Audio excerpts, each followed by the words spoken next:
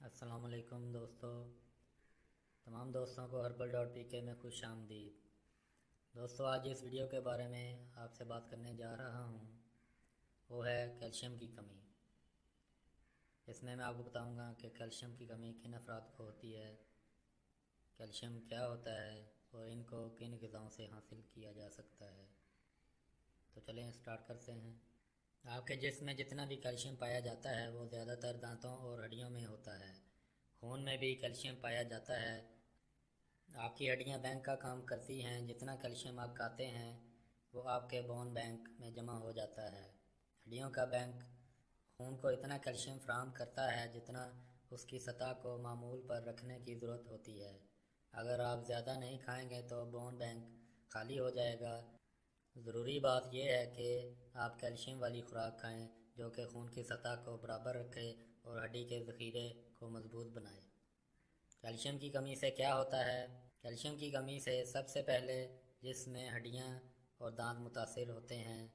ہڈیوں کا چٹکنا، ہڈیوں اور جوڑوں میں درد، ہاتھوں پیروں کا مڑ جانا، یہ سب کیلشیم کی کمی کی علامات ہیں۔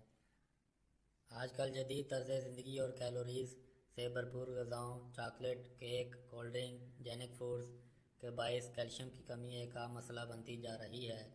آج کل صرف بزرگ ادھیڑ عمر افراد ہی نہیں بلکہ نوجوان اور بچے بھی کیلشیم کی کمی کا شکار ہیں۔ ڈاکٹرز حضرات جسم میں کیلشیم کی کمی کی نشاندہی کرنے کے بعد اس کمی کو پورا کرنے کے لیے ادویات تجویز کرتے ہیں جو کچھ حد تک ہمارے جسم کو توانائی فراہم کرتی ہیں، لیکن ان کا زیادہ استعمال گردوں کے لیے نقصان دہ ہے۔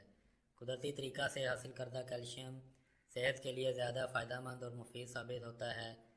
کیلشیم کی مناسب مقدار جسم کو فراہم کرنے کے لیے کون سی غذائیں کارآمد ہیں اور کن قدرتی غذائی اجزاء میں کیلشیم کی مقدار بھرپور ہوتی ہے، تو دیکھتے ہیں ہم اپنی خوراک میں کون کون سی اشیاء شامل کر سکتے ہیں۔ اچھا نتیجہ حاصل کرنے کے لیے خیال رہے کہ اضافی کیلشیم کو دوسری ادویات کے ساتھ نہ لیں، کیونکہ اس سے دوسری دواؤں کا اثر کم ہوگا۔ مثال کے طور پر کیلشیم آئرن اور اینٹی بائیوٹک کا اثر کم کر دے گا۔ ایک وقت میں 500 mg ایلیمنٹ کیلشیم سے زیادہ نہ لیں، تاہم یہ بہت ضروری ہے کہ ڈاکٹر سے مشورہ لیں۔ مزید کیا اقدامات کیے جا سکتے ہیں؟ سوڈا جیسے مشروبات ہرگز نہ لیں، اس کی بجائے دودھ، دہی یا لسی کا استعمال کریں۔ اس کے استعمال سے پٹھوں کو طاقت اور ہڈیوں کو مضبوطی اور بھرپور کیلشیم فراہم ہوتا ہے۔ وزن اٹھانے والا کوئی بھی عمل اچھا ہوتا ہے یا کوئی ایسی ورزش جس سے پاؤں اور ٹانگوں پر بوجھ نہ پڑتا ہو اچھی ہوتی ہے، جیسے پیدل چلنا، بھاگنا، سیڑھیاں چڑھنا وغیرہ۔ کوئی بھی ورزش شروع کرنے سے پہلے اپنے ڈاکٹر سے مشورہ کرنا نہ بھولیں۔ ہڈیوں کو کیلشیم فراہم کرنے والی غذائیں۔ قدرتی طریقے سے حاصل کردہ کیلشیم صحت کے لیے زیادہ مفید ہوتا ہے۔